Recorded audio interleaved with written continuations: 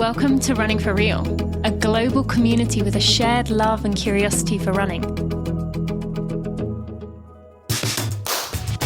Together we reconnect with the reasons why we love to run and discover ways it helps us become better people. Whether it's the quiet moments of a morning run while the rest of the world still sleeps, or befriending the strangers next to you at the start line of a race, we are here to connect with others who see running as the common thread that weaves our lives together. Come join me, Tina Muir, as I talk with people from all walks of life, united by a love of running.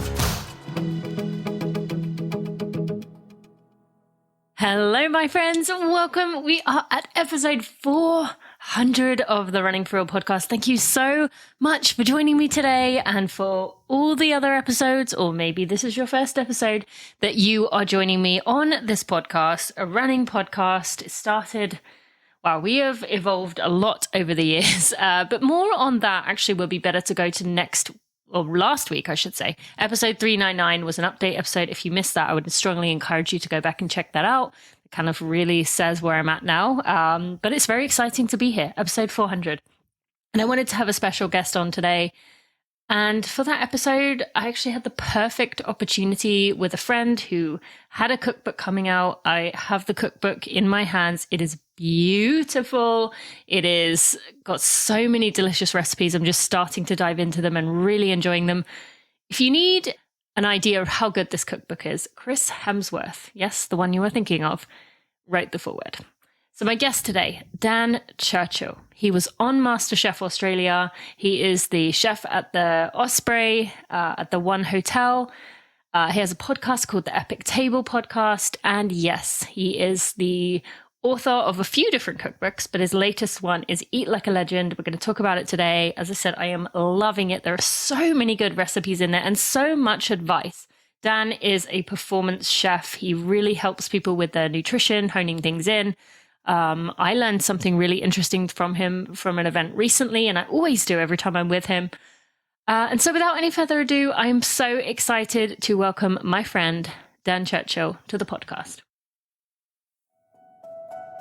You've heard me talking about precision for a while, and I know it has been almost a year since I did my last ultra. I'm looking forward to hopefully getting back into it by the end of the year, depending on how my recovery goes, but so far, so good. And in my last ultra and in my future ultras, I intend on using precision. I could not fault it with my last ultra, with many of the marathons that I have run. I am so glad that I finally understand how much fuel I need per hour, how many gels I need, how many carbs I need.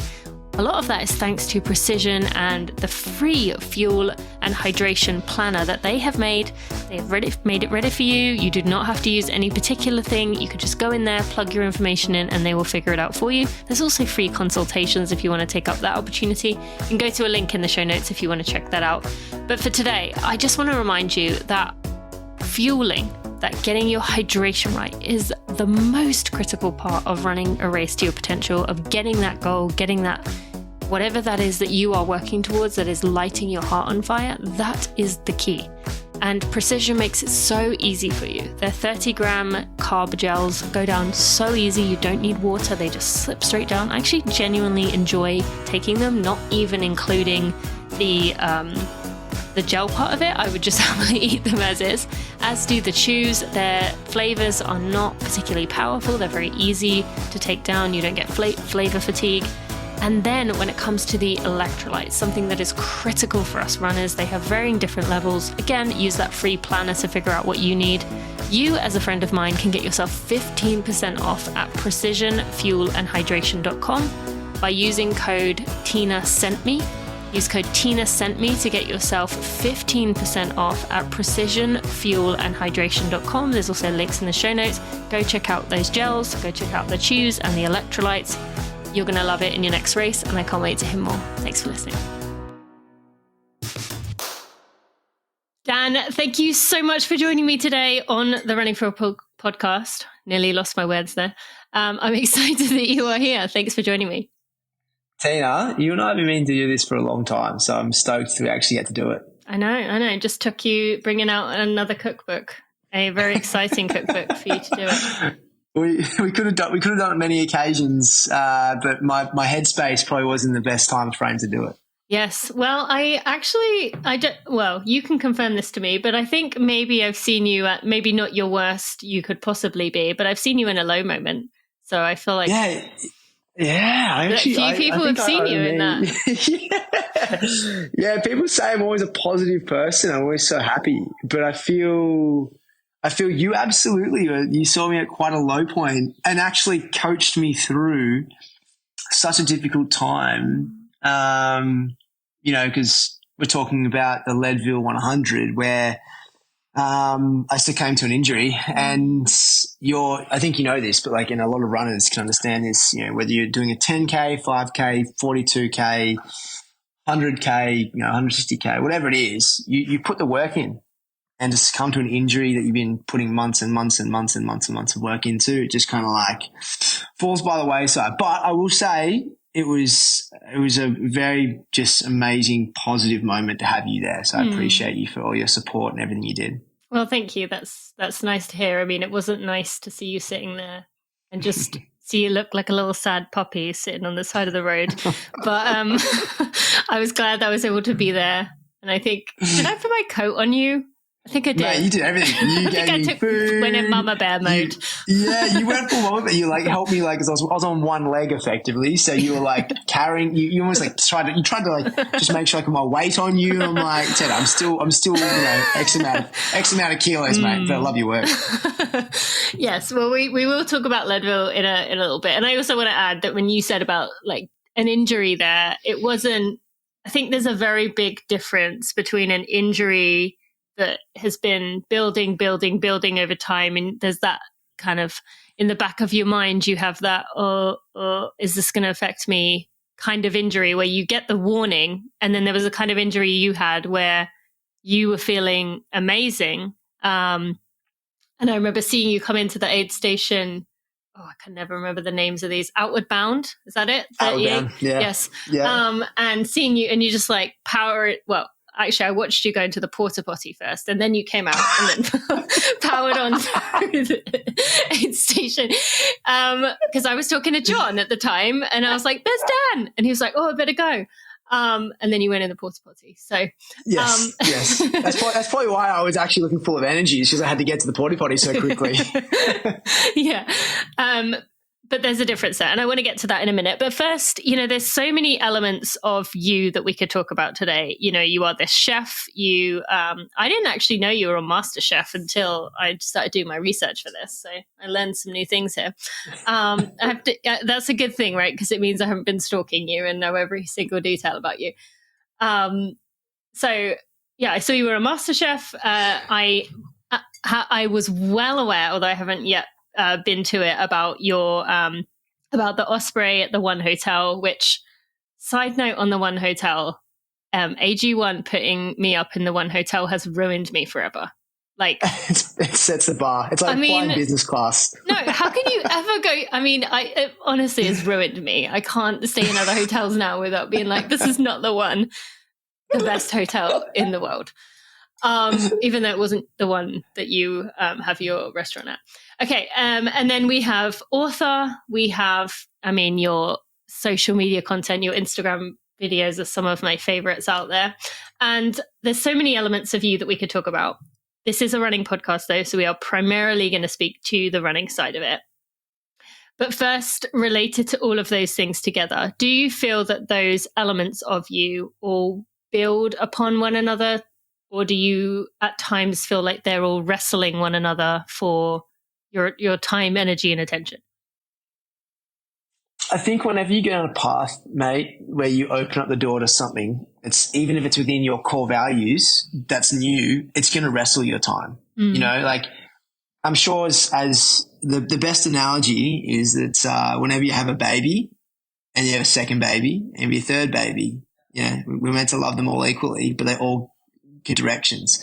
The same for like in my space, like I'm in the world of health and wellness as you are, to help inspire people to live the best life possible. And I use food predominantly to do that, through my resources, my foundations, etc.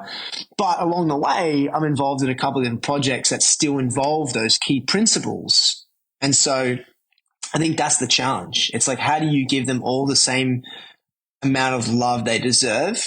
And also say no within them to where, it's going to take you too far down a path that it will start to challenge you in other areas, which I think, like, in general, mate, like we've discussed this off camera, like biggest challenge I face is that it's like, I've got this project I'm working on right now that I want to be working on. And then one of the other ones is taking up a little bit too much time. Now, despite the fact these are all core principles that revolve around my values. So it's never to say that I'm doing something that's not authentic to me. I'm in an interesting position as a performance chef, an athlete, but also someone in the food and lifestyle world that can kind of move across a different couple of boundaries and still maintain the same message. So let me ask you this. Do you wish you had, you hear people say, I wish I had more time in the day, and I've been guilty of saying this. Do you wish you had that time, or would that come at too big of a cost that you don't think it'd be worth it? If let's exclude, that doesn't mean giving up more sleep. That doesn't mean, let's say the day was 32 hours. Would you ask for that? Yeah, absolutely. I would be able to do, like, the funny thing is, like, I live every minute of the day to its fullest. Like, every minute. It is uncanny how I'm able to stretch the seconds in a day. And that's just something that I've always managed to do. Like, the ability to have more meetings, film more content, create more recipes, work at the restaurant, jump on these calls. Like, I live to the fullest with it. And so if I had more time, I'd probably fill the cup even to the same brim, but I just do more in that time. That's all it'd be. It wouldn't change my ability to be like, I'm going to rest now, because I'd find something else to fill it up, I hear the best analogy I can say that is my dad, if he bought a new apartment or a new house or whatever he did, he'd still find a way to clutter it. If there's space, you'll clutter it. That's the way it is. I mean, that you see that so often where you see someone, or maybe not, you're in New York, but at least I see someone move into, a bigger house and it's empty, and they're like, oh, we haven't got enough stuff. And then you come back 6 months later and it's suddenly that they filled it. We always find a way to fill our time and our spaces. So, yeah, that's so interesting. And it's something that I think about often. I always used to say, when people would say, what superpower do you wish you had? I used to say, I wish I had a reset button where I could push it and I'd be like caught up on sleep and just didn't need to sleep, but I could push the button. But now I often think, I don't know if I would choose that because of, as you said, there's no end. Even if you had the full 24 hours with minus 5 seconds for a button, you would still find a way to find that time and make it feel stretched. So yeah, exactly. Some of us are just gluttons for punishment who can't stop saying yes to things and finding new ways to challenge ourselves to our detriment. So then, before we go into the running side of things, do you find that your running does translate some skills, some things that you've learned across to your performance nutrition, to your work at the restaurant as a chef? Yeah, I think there's so many principles in general that apply from athletic. I think there's athletic principles you can apply to everything you do. In fact, that's kind of like a lot involved in my cookbook, because I found that, I used to, you probably tell by now, I use a lot of analogies, right? But like, I find that if I'm looking at life in the same plan ordinance as, say, an athlete plans their week, I'm attacking the week with the direction I want to go in. For example, not pertaining to running, but like in the NFL, they have an offense and a defensive team. And I refer to this all the time in the way that I position, I guess the way I look at business. If I'm constantly playing defense as I'm, putting out fires, I'm actually never going to be able to score points. I'm never going to be able to move the ball down the field, score a touchdown, etc. Wait, why are you using an American football example, Dan? You're embarrassing us right now. We're not supposed to be using American football examples here. Okay. Shit. Give me. Yeah, this is good. This is good banter. Sorry, I don't know football. Our football, as in the one where you kick the ball with your foot. I don't know that well enough to use that as an example either. I'll let you continue, but I'm just a bit disappointed in you that you chose to use an American football. Shall I use rugby? Yes, instead? Yes, please do. All right. So if you're always tackling, no matter what, even if you're defending your line so well, even if you never let them score, you're always playing defense. So my thing is I like to look at how I can play offense, at least how many of minutes or percentage of my week that week I'm playing offense. And offense can be, learning something new, creating new conversation, a new relationship, or I've created a new business opportunity. I've opened the door to something. That's what I look at, even just giving myself time to be more creatively forward. And so I use that in the same sense that we use sport. Like I talk about getting the reps in, like cooking is something that a lot of people are intimidated by. And more often than not, we've done one recipe and we've screwed it up. And so therefore they never want to do it again. But I'm sorry, but like if you've run a 5K before, you probably had to run a kilometer first. And that wasn't the best kilometer you ran the first time around. Mm-hmm. Same with like if you're trying to run a marathon. If you are trying to run an ultra, did you put one foot forward? Like, did you run up to race day and be like, oh, I'm going to run 42 kilometers? No, you put the reps in. You got the reps in. You did the work. You trained. You recovered. You had feedback both mentally and physically.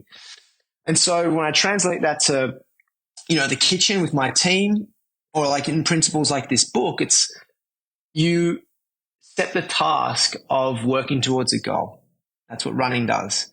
So in this sense, if you're learning to improve your health and put yourself first, you can't just give up the first time you do something, because you're never going to get forward. You didn't learn from your mistake. And the simple task I ask everyone to do is every Tuesday night for 3 weeks, cook the same meal, because the recipe you do the first time around will be a little bit easier the second time around, and definitely will be easier the third time around.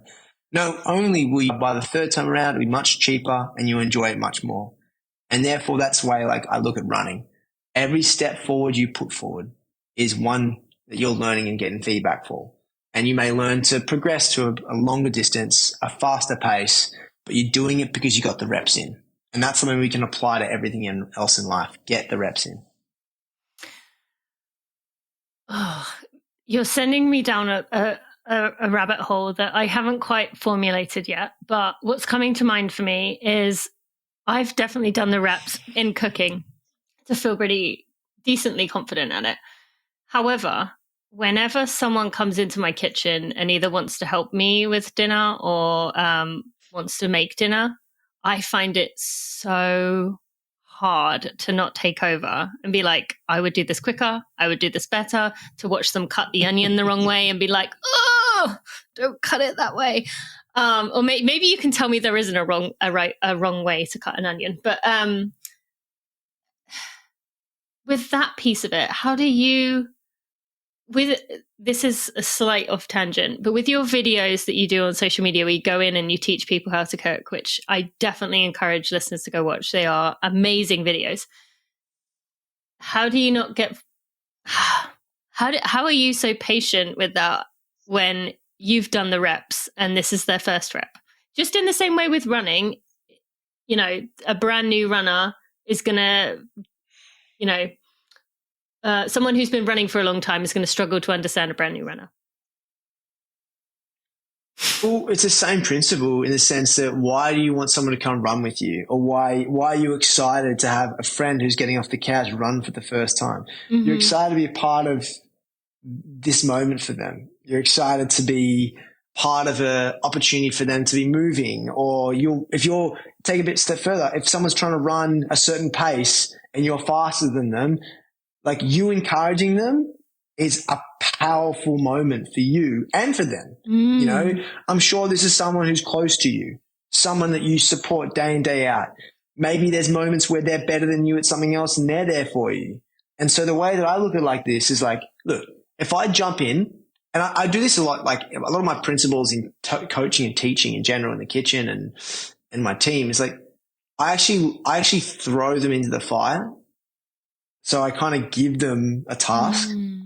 I give them a decent brief, but I don't show them a lot of the time. I just expect them to have a go.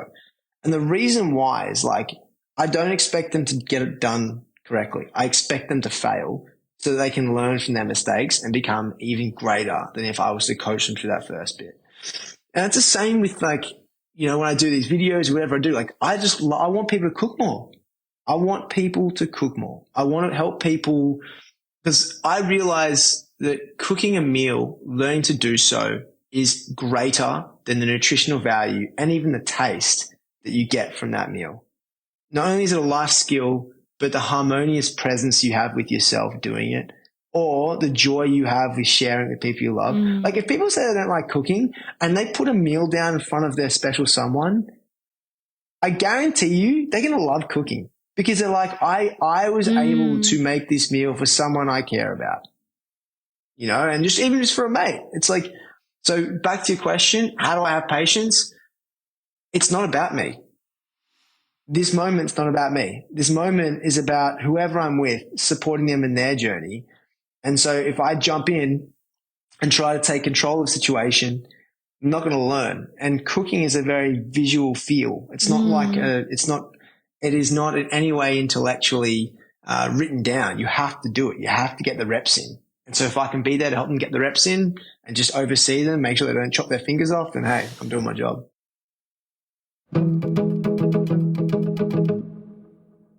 It's important to me that the supplements I take are of the highest quality, and that's why for almost 6 years I've been drinking AG1. Unlike many supplement brands, AG1 is researched and developed by an in-house team of scientists, doctors, nutritionists with decades of experience in their respective fields. So many people have asked me if I do actually take AG1 every day, and if I do believe in the product, and trust me, there is a reason I've been with them for so long. Quality for AG1 isn't a buzzword. It is a commitment backed by expert-led scientific research, high-quality ingredients, industry-leading manufacturing, and rigorous testing. At every step of the process, AG1 goes above and beyond industry standards. I know I can trust what's in every scoop of AG1 because they obsess over product quality. The standards of manufacturing partners and sustainable practices are unparalleled, and I just really admire the extra above and beyond that they do to make sure that is the case.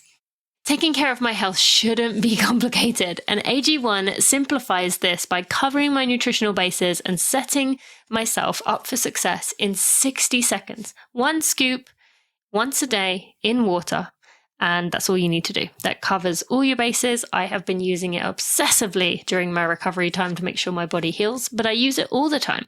AG1's ingredients are heavily researched for efficacy and quality, and I love that every scoop also includes folate, magnesium, and ashwagandha for stress support, which my body is needing as it is in healing period. So if you want to replace your multivitamin and more, start with AG1. Try AG1 and get a free 1-year supply of vitamin D3 plus K2 and 5 free travel packs with your first subscription at drinkag1.com/Tina. That's drinkag1.com/Tina. Check it out.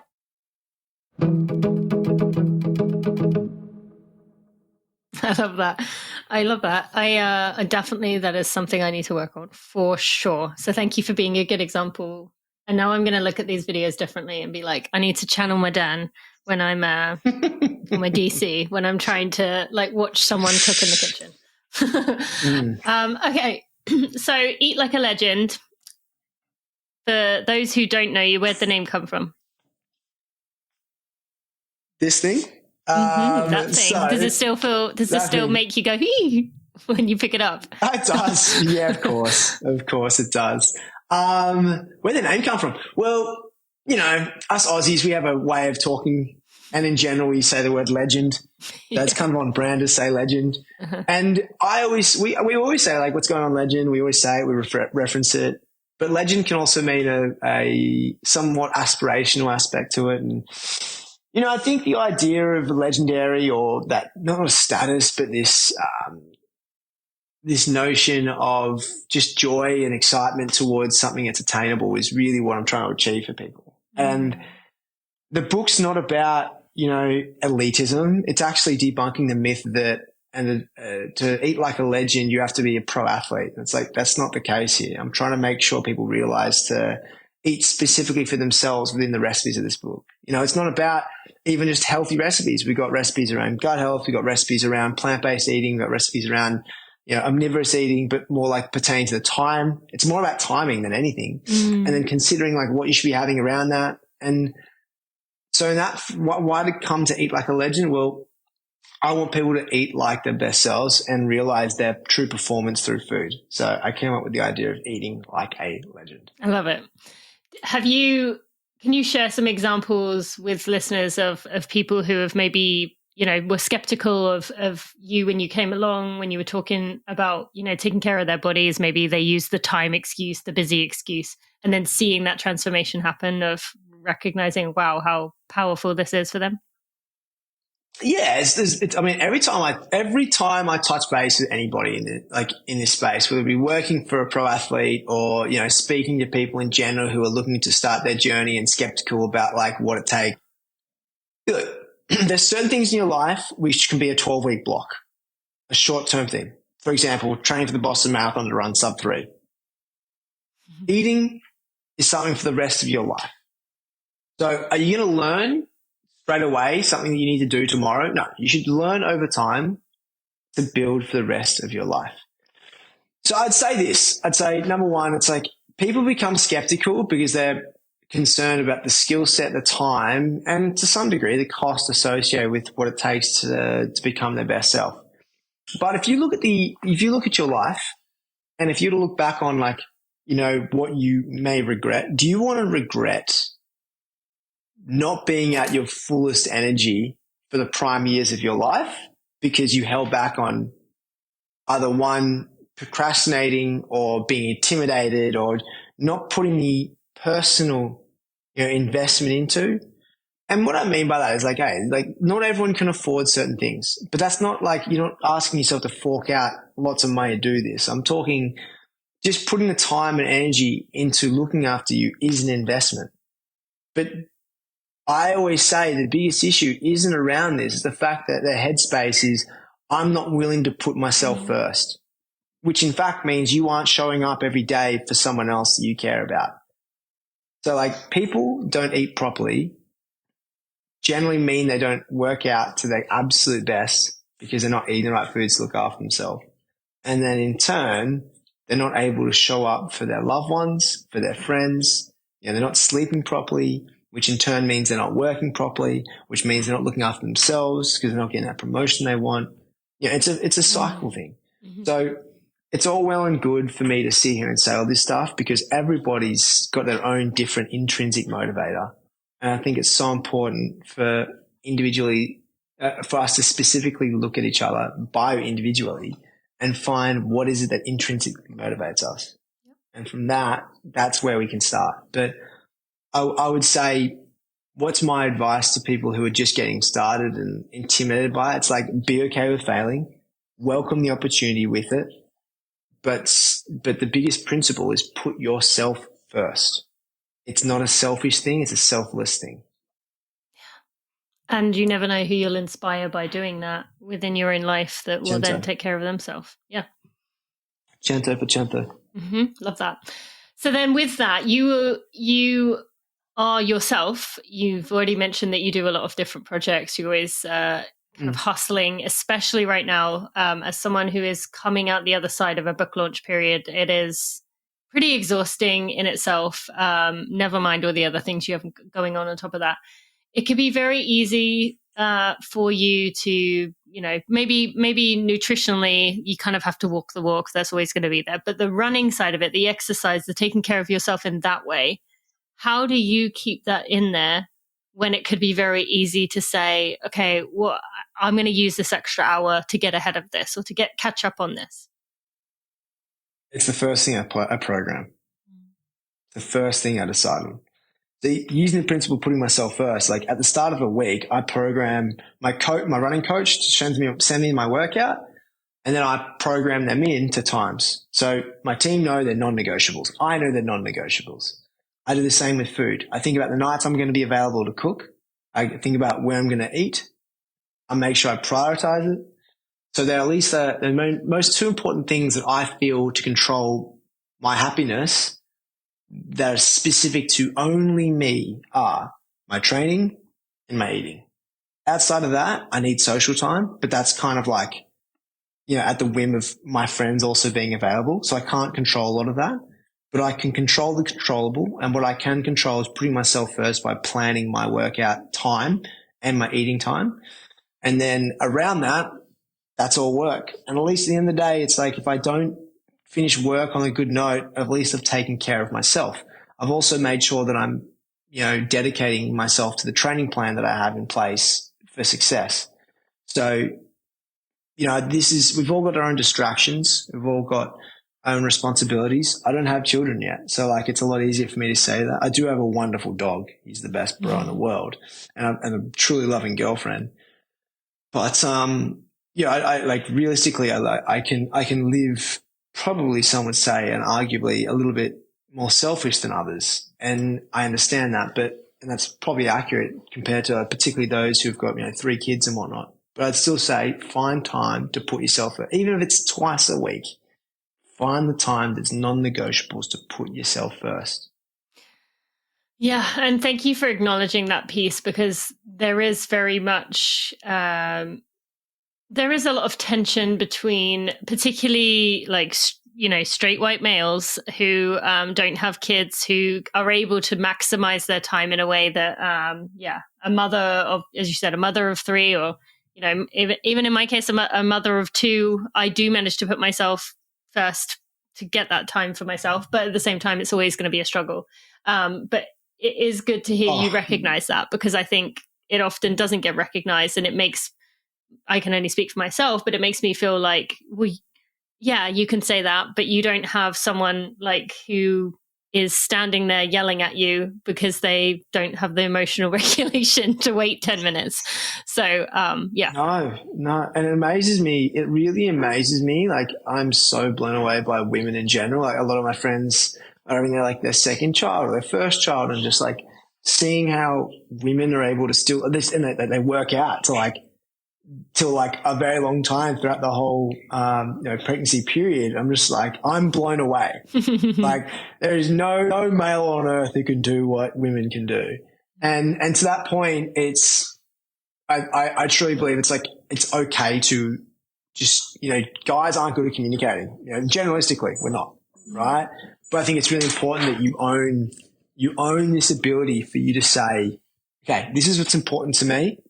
And so in order for me to be the best partner, the best mother, I need this for myself. So that's where you have to ask and be straightforward. Hey, I know you've also got your responsibilities and what you do for this family, but this is what I need to make sure I can do me. If there's 2 things I ask of you during the week, I just need these 2 times for me to do me.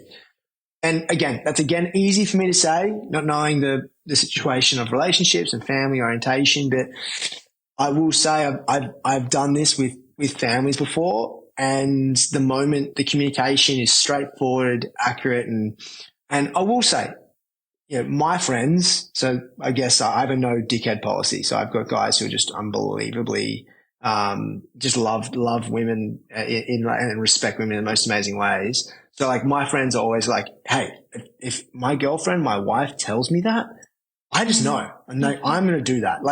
It's almost just be direct and tell me, because I find that guys we are very simple characters to an extent. And sometimes it just takes the acknowledgement of okay, I'm just going to look him in the eye and directly say, and the same for guys. Guys can sometimes just, as I said, it works both ways. Direct communication, honest, transparent, is the best way to go about it. And I say this, it's really funny because, Milena and I, I'm a guy and I'm not the best communicator. Sometimes I come home from work and I'm just absolutely shattered. And so all I want to do is just sit with Milena and conversation. She asked me she wants deep and meaningful conversations, and I just don't have the brainwidth to do that. But I just want to be present with her, because it's I may not be mentally able to do anything, but physically I just want to be with her. Yeah. And so I want her to know that she's still first. I just don't have the capability to be my best self in front of her for her. And that's, again, a product of okay, well, I still have to find other ways to show up for her. Yep. And I'm not perfect. I'm definitely not perfect. I am not perfect, but my intention and my my positive intent is unbelievably there. And I think that's what we should all be leaning towards. No, I believe that. And even thank you for speaking to that piece, because that is, I definitely feel that way in the evenings of just cooked emotionally and mentally. And so, my husband and I, we were having a hard time trying to figure out how we could connect beyond just, being together, like unplugging, watching a TV show, or just sitting there, because we couldn't handle the conversations. And for us, having a date lunch once a week has been a huge thing, where we don't get the dredges of each other's energy, but we get actually a solid amount of time where we can talk with, our full selves and take that time out of our work day, even though that's lost productivity time, it's worth it. So, okay. So with that, with all the things that you have that have come together for you, the restaurant, the book, the performance nutrition, the fact you got Chris Hemsworth to do your foreword, or I shouldn't say got, because you once casually were like, oh, Chris told me this. And I was like, Chris is he talking about? And then I can't remember how I figured it out, but somehow I was like, oh, he means Chris Hemsworth. So I know you two are friends, but people will be listening to this and thinking, okay, this guy just has it all figured out. Like, you've said you're not perfect, but I do want to go into Leadville here, because that was a moment, as we talked about at the very beginning, where things didn't work out for you and it was challenging. And I want to start with saying you put a lot on Leadville, even going into it, of like, you made it clear to the world how excited you were for this, how you felt like, I don't want to say you put words in your mouth and say you felt it was your destiny, but you really seemed to say, like, this is the race I've dreamed of doing. And it didn't work out how you wanted it to. So let's start with the biggest step back. Now that you've had some time for that to soak in, how do you look back upon that entire thing of the build up, the race, the post injury period? What are your thoughts? Look, I'm trying not to take this away of just being a positive person, but to actually be intentional with what I took away from it. Mm-hmm. And my immediate reaction is always now, in this case, to look back and go, okay, what are the positives? Mm-hmm. But I really wholeheartedly mean this and say, like, there was a lot of things I did take away from the whole experience. Mm-hmm. Even just learning about altitude and where I'm at, like as a principle, like, I think it was just also it wasn't even just the running you learn about. You learn more about nature. You learn more about the circle of life when you're trail running, particularly doing Leadville. I got to travel different locations because I had to train. Like, I was extremely grateful for the entirety of the process. So I don't want to like not look back on that and take advantage of it and say like, oh, well, whatever. Mm-hmm. And you're right. I really did feel like this was something that I was destined to accomplish and still am, mm-hmm. Like it's something that I envisioned, I could feel, I can, and see, but, and it's really easy for me to say that it was just bad luck and the injury took place. But I think there's a huge thing that one of the biggest things for me to take on was mental fatigue is much more obvious than we give it credit for. So, you saw me. I was looking great, like coming out of Twin Lakes to go up that Hope Pass. I was like, I am like 2 hours ahead of the time I wanted to be. I got my mates around me. I'm feeling great. And then you're climbing this mountain. I'm just like, I'm feeling like one of the seven dwarves singing I ho, I ho. It's up to, like, so I was in good spirits. Yeah. I'm feeling great. And then you see the run, and there's this one, for those who don't know, Leadville, Hope Pass is the hardest part of the entire course. You go up Hope Pass and you go down into, what's it called? Winfield? The end of Winfield, which is where Tina was, my savior. But effectively, when you're going up to Hope Pass, there's one flat or maybe one or two flats. Otherwise, the rest of it, you're just literally poling the whole way up. That's all you're doing. You can't run it. So I got to this point where it was one of the flats, and we're 38 or 39 miles into the race by this point. And we're going, I've got a flat. Okay, I'm going to go for the run because I'm going to have to walk the rest of the way up the hill. And so I set off. And this is where I realize the factor of mental fatigue, because I'm looking at this path and it's flat. It's dirt, but nothing to say it's like a part of a rocky surface.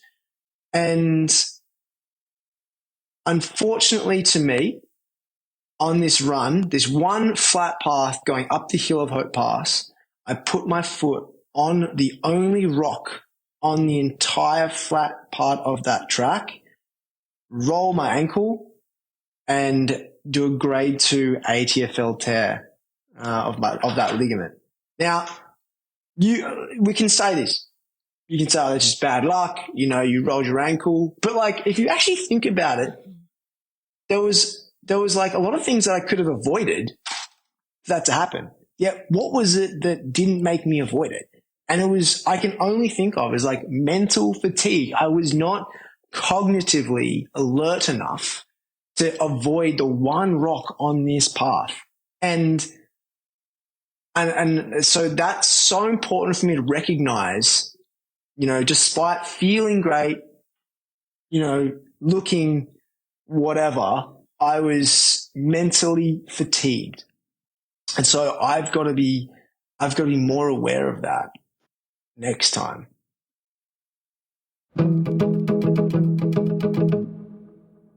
As you probably know, I had surgery on my Achilles last month. And while that has been a interesting experience getting to watch my body heal and recover, and I'm so in awe of my body, you want to know what the first thing I did when I got back to the hotel room was? I put on my Tracksmith clothes because I knew they would make sure I was comfortable. They are so worn in a beautiful way, yet still the quality as ever is as good as it has ever been, even though they are 5+ years old, even though they've been worn hundreds of times. Those clothes continue to keep the quality level high. They are durable. They've handled so many sweaty runs, and now they have handled a recovery period. I put my Brighton base long sleeve straight on, and I put my session speed shorts on, which it is now time for. I am wearing a pair of them right now as we speak. They are high stretch. They are lightweight. They are incredibly comfortable, and they come in lots of really cool, fun colors. They fit well, and I've been wearing them for 5 years and I absolutely love them. So you should go check out those items. If you are looking for something where you can buy one of these, you can keep it for a long time, you can use it over and over again and not be worried about that quality degradation, I encourage you to go to tracksmith.com/Tina. If you have not been a Tracksmith customer in the past, you can get $15 off your order of $75 or more by using code TINANEW. You can also use Tina Give to make a donation to Track Girls, along with getting free shipping by using code Tina Give. That's Tina New and Tina Give. I strongly encourage you to go check out those session speed shorts. The Brighton base long sleeve is my all-time favorite item. I also love the Lane 5 tights, which I do wear for races. Those have 5 pockets in them that are ideal for marathons. As you are training through your summer months, go check those out. Go to tracksmith.com/Tina.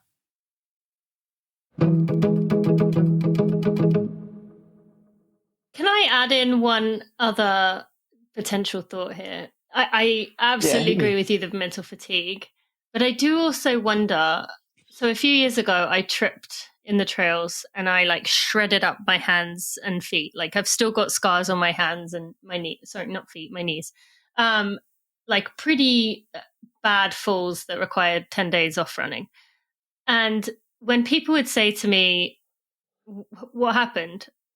I was like, I don't know. I was on the flat bit. I was on the smooth bit. And I don't know. I wonder how much of it is you saw that flat section and you kind of were like, oh, this is the easy bit. I wonder if it's when you know you're going up a hard stuff, you're like, this is technical, I need to pay attention. But when you're like, oh, I can finally rest for a minute. And maybe that ties into the mental fatigue you said. Yeah. That's exactly it. It was legitimately what happened. I'm like, ooh, we got a little chill session. Just strap the legs out. And then all of a sudden, bang. Mm-hmm. And then you're swearing on the ground and your mates are walking past you and they're asking what the fuck's going on. And you're just like, bro. but then here's the other part is like, you're in that battle of like, well, do I just go down the mountain and get it checked? Because if you do, they're most likely to say, well, you can keep going, but you really fucked your ankle. Or do you just like see if you can shake it off and because you don't know it's a grade 2 at that point. What did you do in the immediate seconds? Swore. Yep. Swore and like threw my poles and shit and just was like, I had the biggest like 2-year-old tantrum that was in the middle of Walmart or something, you know, like wanting lollies but couldn't get them. Like if there's that emoji of, I think it's the girl in on Instagram that you can post on your like stories and like having a tantrum on the floor, it's exactly what I look like. If you see, I think people will laugh. They know what I'm talking about. But yeah, it was just a shit moment. And then like I had to use the trees around me to get back on my foot just to like see, and then got my poles back and I'm like, fuck it. So then I start just, you know, trotting up the hill with 2 poles, 1 leg. And, I got to the top of Hope Pass. You know, this was on the way later. up Hope Pass. Oh, I thought it was on the way down for some reason. It was on the way up. No, oof. I wish it was on the way down. No, it was on the way up Hope Pass. And well, then, I meant on the way out, but like on the way down. On the way out, if that makes sense. Yeah, well, what I mean though is like I did that first, and then I got to the top of Hope Pass, and then they're like, I remember I was telling you, I was 2 hours ahead of my time. Yes. By the time I got to Hope Pass, I had 10 minutes until cutoff, so I'd lost like 4 hours or whatever it was, just walking up Hope Pass. So then I'm like, fuck, I got to send it because I've only got 10 minutes till the next to make this. Like, so I made the cutoff for 10 minutes, so I really have to send it to Winfield. So I kind of just like, you know, I literally remember like squeezing my fists and just going, I guess, fuck it, send it. And so I start jogging down the mountain. And I don't know if you guys know this, but when I mean jogging, like I was hopping, but when you put pressure down on a foot that's got like a torn, stretched ligament, it's very unstable. So unfortunately I rolled it again, but instead of just rolling and falling on the ground, I slid down that cliff face of Hope Pass. So I'm sliding thinking, fuck, like, I'm like, this hurts so much and I don't know how fast I'm going to go down the mountain, how far. So I ended up just like sliding and stopped. But then the easiest thing for me to do was try and like just slide and crawl to the next path, because the other side of Hope Pass that Tina was talking about is like a zigzag down the mountain. So in fact, it was just like, anyway, so I got to the bottom and the foot was in so much pain. And at that point I realized I can't run. I can't run. So, and so I'm like, well, I'll get to Winfield and I'll get it checked and go from there. And then by the time I got to Winfield, I got timed out. So, yeah, it's fucked. But and there's Tina, smile faces. I thought who saw me coming into Outward Bound. No, I saw you on both ends. When I saw I saw the good, and then I saw the not so good. Yeah, you saw. I mean, I was surprised to see you when Brian and I got to Winfield. I was like, "What? Is that Dan sitting down over there?" Yeah. So yeah, and I do remember. I think I said this to you that when we were going down, I kept being like, "Where is he? I should have seen him by now." Like you hadn't come. We'd seen all the people we were looking for coming back, and you hadn't come back, and so I'd kind of figured at that point something had happened. And then it was hard to see because I just knew how much that meant to you, and obviously that that night would have been tough for many reasons, processing it, but also just the pain of it. How did the weeks afterwards go? Like, did you feel any pressure to share about it in a certain way, or that you felt like a failure or anything? Were you able to process that well in the post-race period? It's funny. I never felt pressure. I never felt pressure to be like, when you put things out on social media, right? Mm-hmm. It's like, I never felt pressure from the backlash of that, like at all. Yeah. But it's not like I didn't do this goal for anyone else. I did it for me. right? I said that beforehand. I'm going in, this is a project that I want to do. I'm not doing it because like a brand's asked me to run it for them. This is something that wholeheartedly I wanted to achieve. So I think more than anything, the hardest part was like, I would go in, why are you hobbling?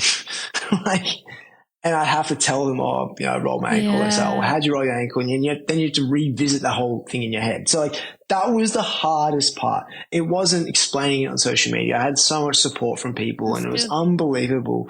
Like the amount of support I had. I'm so grateful, but the hardest part was just like, either being in New York City and either being immobile or I hate that. I hate being, having to rely on other people. Oh, thank you for telling me this just before I'm about to put this into practice, reminding me. Great, Dan, thanks. Well, don't worry, because you're going to see me in the few days before. So when my psychotic episode comes through, I'm going to come layer it on you as a. I appreciate it. Yeah, right Jesus. Before your race, like I'm going to go crazy. So keep going. So seeing people where you had to rely on other people and being immobile. Yeah, and being immobile, that was hard. And then just having to explain the story to people over and over again who hadn't watched it on social media or whatever, or didn't know what I was doing. And it was without a doubt that was the hardest part. Yeah, no, I can see that, and that is when I this is different, but in December, I don't think you would have known this in any way, but in December so I just told you I went back to England we said this off air, the same period of time you were at home in Australia. And the reason we went then was because we were supposed to go the whole month of December, and the day before I realized my daughter's passport had expired, so we didn't get to go. And so it was pretty crushing, but like you, I'm very good at kind of seeing things as like, okay, this was meant to be this way. What are the silver linings? And we actually had a really nice time staying here in St. Louis, even though if you'd have told me that in November, I would have just been like, absolutely not. But that said, the hardest part, same thing, was when people would be like, oh, weren't you meant to be at home? And I'd be like, yeah. And then I'd have to explain it again. It wasn't so much the perspective shifting of what happened versus what was quote unquote meant to be. But it was the people that didn't know that you came across. So I think there is something to that of just, you just don't want to talk about it anymore. And it keeps having to come up with people that have no context. So in some ways, social media is a blessing in that way, that we can put something out there and then know that lots of people have seen it at the same time. Yeah. Okay. So Leadville was obviously a challenge for you in a way that you didn't expect. And you did end up running New York a few months later. How was that experience in terms of kind of a re-entering the running racing world? Really powerful, mate, because I was able to go from August 19th to November 7th and run a race. So I think that was powerful for me, and it was a testament to understanding of dedication and going all in. As soon as I got back, it was just rehab, recovery, day in, day out, just everything from red light to hot and cold, compression, massage work, mobility, strength, repeat, rinse, repeat, rinse, repeat. And, I was back running in 6 weeks. Yeah, it was impressive. And that it's unheard of with a grade 2 ATFL tear. The guy who looked over my MRI was like, what the fuck? So, and he's like, do it, keep going. So he was, it just shows. It showed me what dedication does. And I've always known that. If I put my mind to something, I'm able to achieve. Mm. And so the run was awesome. I ended up running New York in 3 hours and 23 minutes, which was pretty decent considering the state of my ankle, and what actually led to a really tight hamstring. But yeah, I was had a really good time. It's my favorite day of the year. So it was just good to be out with people. Yeah. And 3:23, I'd say for many people listening, is a solid time regardless of of injury or not. But yeah, I know for you, that's something that is an impressive time with the build up that you would have had compared to what you would have actually wanted. And, you know, but when this comes out, you would have just run Boston. We don't know what the future's going to hold for that. So let's just skip on over that piece. But what are you taking into your running approach for the rest of the year? Is Leadville on the cards again to go back there? Yeah, so I'm doing Boston, Leadville, and then New York. And then I've got a couple of like circuits for like high rocks circuits as well, which incorporates more of a sprint, if you will, of running. Yeah. So, but yeah, no, it's I've got a pretty full on year, and I'm going to tackle, you know, Leadville with like even more direction this year, which is really exciting. So as soon as this current block finishes, it'll be, you know, Leadville time, which I'm really excited for. That's exciting. Yeah. And the good thing is, I guess, firstly, what are you doing to address the mental fatigue part of that? Yeah, it's a really good question. Look, I think what I will do, I haven't really done it yet, but what I will do is on these longer runs, on these altitude efforts, I'm going to be really focusing on those moments when, you know, breath work around the time that I feel too relaxed, because I feel when I find myself too relaxed, I'm going to be in a, you know, potential opportunity where I was with Leadville this time around. So I think it's important for me to register that early. And so breath work will be definitely helpful, and getting the reps in by doing Hope Pass again, you know, doing work at altitude. That's exactly what I want to be doing. Yep. That's all you can do to prepare. Okay. So to wrap up here, tell the listeners, you know, Eat Like a Legend, give one more, you know, what is it? Why should they go check it out? Yeah. So Eat Like a Legend is a cookbook that is here to change the game with the way that people see their own performance. So, you know, we've got principles that include everything from, you know, how much we actually undereat, particularly in this athletic world, to understanding what the fifth macronutrient is. So we look at protein, fats, and carbs, and then water as the 4 macronutrients. And the fifth one is actually, there is no fifth one, but I've created it myself. It's the cohort of the micronutrients. Despite the fact that people focus on the 3 macros, we disrespect and neglect the micros. So I've just coded them macronutrients and put them all under the same banner, so it makes it easiest for us to kind of understand. But yeah, the book's here to help people put themselves first. It's a fantastic book if you're looking to do it for yourself, obviously learn how to cook, but also understand nutritional philosophies. But I would say if you're, you know, trying to get a man to cook, you know, your husband, your boyfriend, your grandson, it's a great cookbook for them as well, because it's very unintimidating and it's got some amazing recipes in there. That's awesome. Well, I'm very excited to check it out, and I encourage listeners to go get yourself a copy. There'll be links in the show notes, also links to find Dan in other places. Any last words you would like to share with the listeners? Well, firstly, I'd like to say that you have to make sure you subscribe to this amazing podcast and leave a comment for Tina as well. And that Tina is, if you've never had the pleasure of actually meeting Tina in real life, she's an unbelievable soul, as you already probably got connected with. So Tina, I just want to say on behalf of the world, you are awesome, and we really, really appreciate you. Thank you, friend. That means a lot. And as you said, podcast, definitely check out the Epic Table podcast as well while you're at it, which is Dan's podcast, which we didn't even get to today. So thank you so much for the kind words. So excited to see how the book does and the rest of the adventures. I'll look forward to watching you whiz by, hopefully again at Leadville. And yeah, can't wait to see what the future holds. So thank you for joining me. Thanks, Tina. Before we go any further, I just want to give a quick shout out to the Running for Real team. Without them, I would not be able to do barely anything compared to what I'm able to do today. They are behind the scenes. They are there for me. I am just so appreciative of them. To Jeremy Nessel, our podcast editor, audio consultant, and someone who's been with me since the start. to Sally Pontarelli, our content and operations manager, who is there day to day doing all the things to help me be successful, to Kelsey Wang, our head of design, and Louise Murphy, our associate designer, and finally to Sandy Gutierrez, our photographer and content strategist. I am appreciative of all of you and wouldn't be able to do what I do without you. Really loved that conversation with Dan. I am so grateful for his vulnerability. And sometimes it's easy to look at him and think like everything is going right for him. He seems like he's got everything together.